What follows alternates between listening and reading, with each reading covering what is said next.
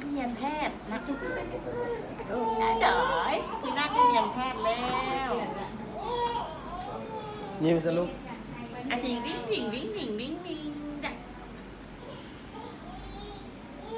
ค่ะใช่เนาะเดี๋ยวนะ ยิ้มยิ้มยิ้ม เนาะ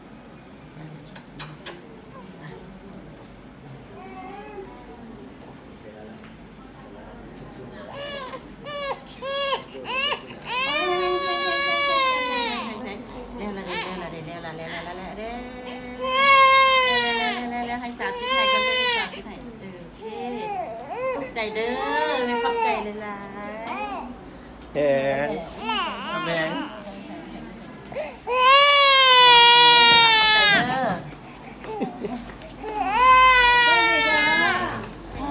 เฮ้